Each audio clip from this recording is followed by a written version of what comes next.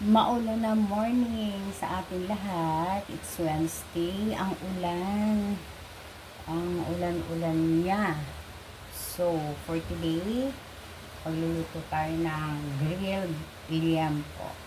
Tayo'y mag-ihaw. Malinis po ang kamay ko ha. So, this time, marinate muna natin ang ating liempo. Oo. Parang masarap ngayon kumain ng liempo. So, ayan. Lalagyan na natin siya ng mga, syempre, yung mga lasa-lasa na naman niya, ganon. Parang maliit yata ang nalagyan ko. Okay, soy sauce.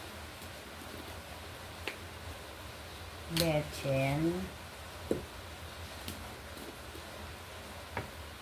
Wala na kayo kung ano lagay ko dito.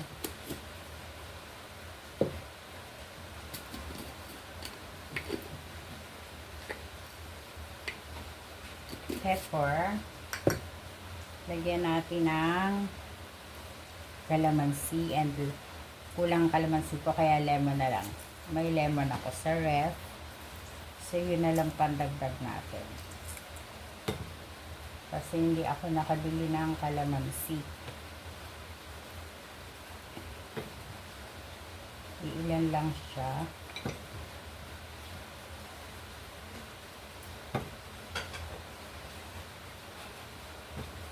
Marinate muna natin. Okay. Tapos, konting oyster. Para magsama-sama na yung kanyang lasa. Ay, hindi pa mabuksan kamote. Yun. Try ko. Okay. Ketchup. Maglagay po ba kayong ketchup kung nag-ihaw kayo? Ako, oo. Okay. Konting sugar.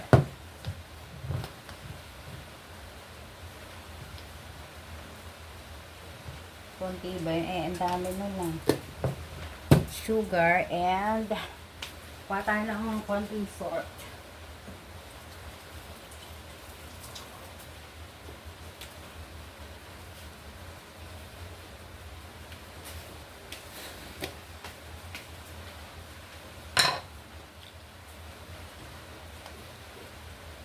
Baka umalat siya. Okay, konting salt. Then, atin na pong kamayin. Halo. Halo is life. Yan, ganyan. Halo natin siya. Wow, cutie.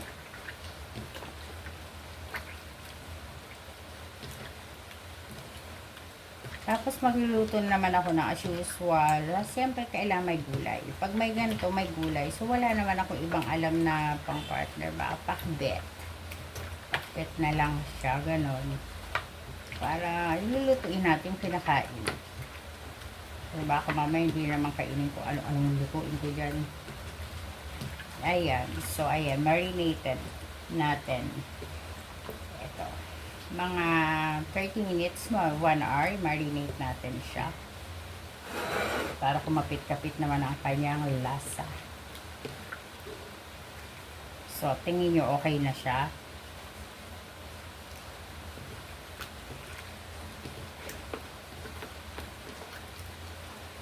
Okay. Marinate muna natin. Okay, pakibot muna ang ating uluto. Ayan natin ito. Kasi ayan na naman siya. Kahit konting sauce lang gusto ko. Sige lang talpek.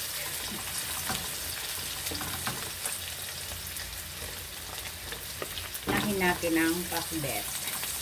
Siyempre, pinalambot ko na yung baboy. Pinabrown ko na ng unti. Diba?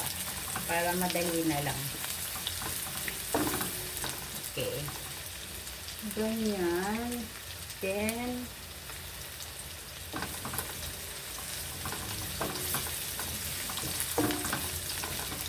kamatis. Kamatis na madami.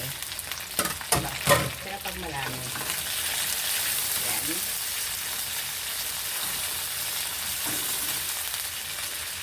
Add na natin ang ating alamang. Alamang ang aking nilalagay, hindi, di ba yung iba, bagoong isda. Ako po, alamang.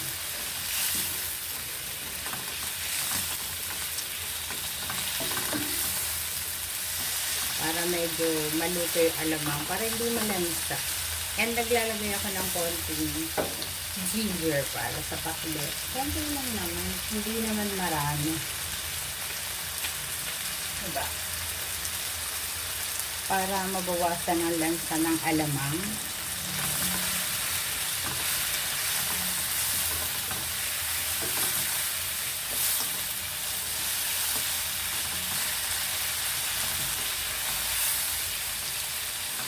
Okay, medyo palutuin na natin alamang.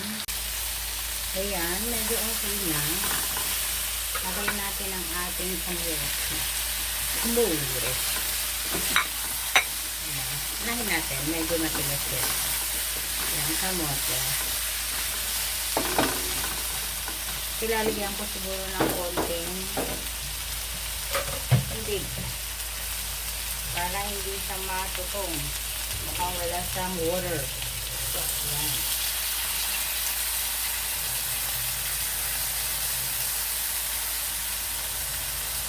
Okay. Para maluto ang ating kamote.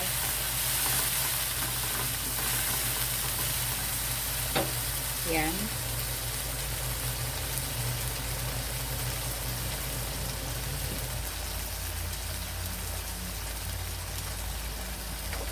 As usual, maglalagay tayo ng paminta. Siyempre, natural lang yun. May paminta naman talaga, diba? Gawin natin ang ating mga arts.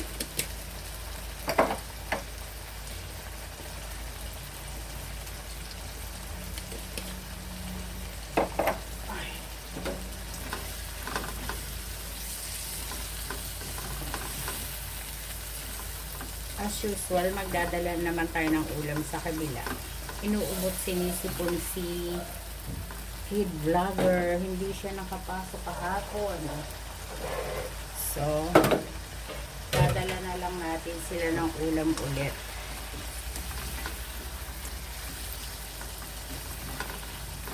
Di ba masarap sa pakbet may kamote? Kahit may kalabasa na may kamote, masarap, no? Okay, let's wait. So, ayan, nilagay na natin ang mga gulays na natitira pa kanina. So, lulutuin na lang natin itong mga gulay na to. Then, tapos na siya.